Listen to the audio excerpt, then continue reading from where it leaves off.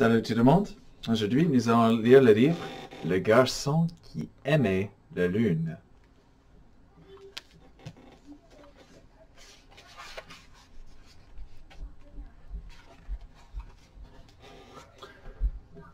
Sur la première page, il n'y a pas beaucoup de lumière. C'est très difficile à discerner les différents objets. Mais ici, on a un papillon. Nous avons une lampe. Et c'est une fenêtre là. Une table.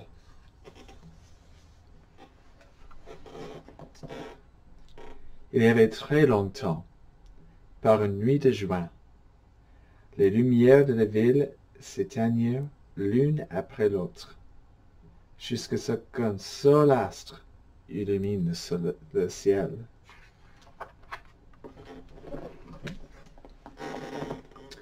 Okay. Ici, nous voyons un garçon, des livres, le papillon, la lampe, la table et un crayon. Et ici, dans la fenêtre, on voit la lune. C'était la lune qui resplendissait dans un halo d'or par une fenêtre ouverte. Sa clarté conquit le cœur d'un garçon solitaire.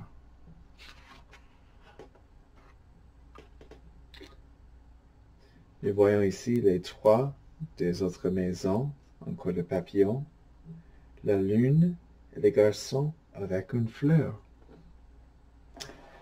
Résolu à s'en faire aimer, il étama une longue et pénible ascension pour lui offrir une superbe rose.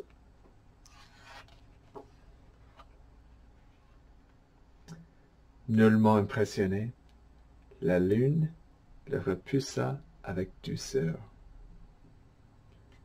Le garçon, il est très triste.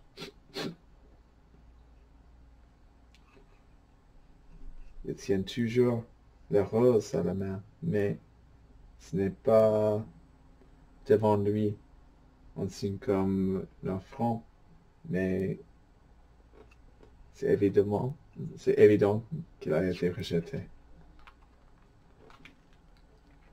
Ici, nous avons un navire en papier, un escargot, beaucoup de poissons, le garçon qui est dans l'eau, et nous voyons une huître avec une perle. Le garçon ne renonça pas.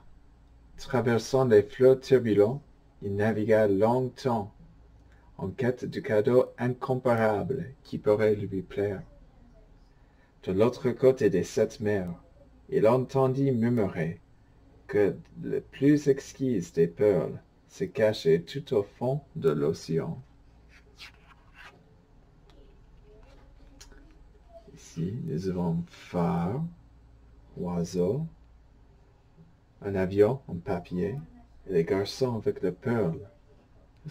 Il est dans les airs maintenant, pas dans l'océan. La perle dans les mains, il remonta à la surface et s'envola vers la nuit étoilée pour offrir à la lune ce nouveau présent.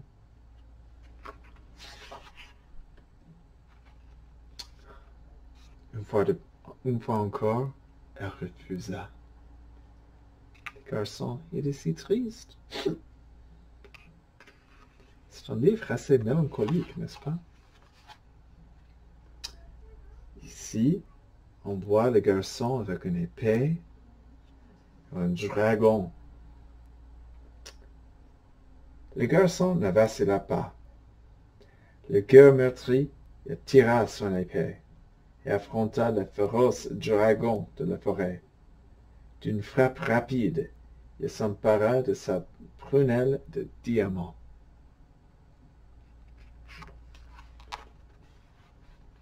Ah, c'est le prunelle de l'œil du dragon. Mais la lune n'accordait aucune importance aux richesses. Une fois de plus, elle refusa.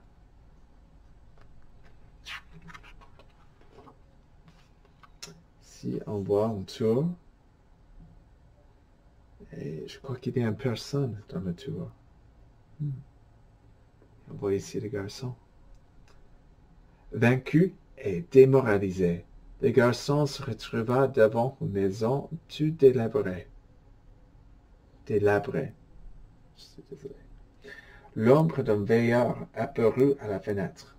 Il lui révéla que bien d'autres avant lui avaient tenté de gagner l'amour de la lune avec les cadeaux les plus somptueux du monde. Tous avaient échoué.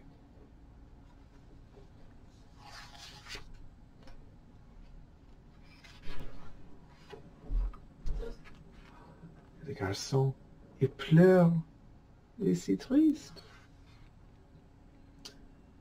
Il conseilla au garçon de ne plus s'obstiner, sinon la lune le transformerait pour l'éternité. Quiconque aurait entendu cela aurait abandonné, mais pas l'enfant. Dans la solitude de ses pensées, il conçut un plan.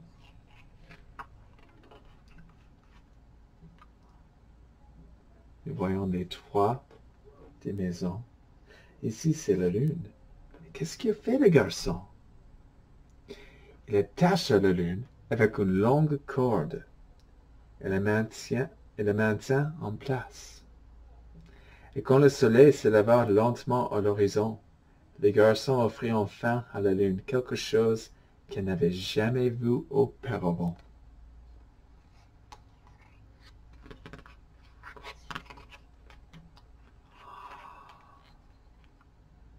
Nous voyons encore les toits des maisons et le garçon et la lune qui a été attrapée par une corde et des cerfs volants, des oiseaux et des nuages. Il lui donna la beauté des couleurs du jour.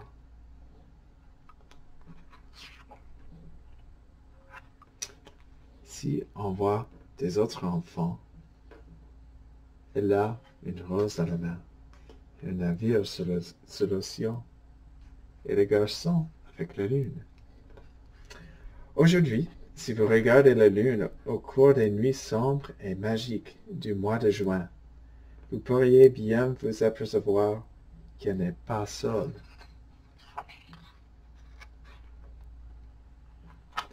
Car, finalement, le garçon a su gagner son cœur. Bien.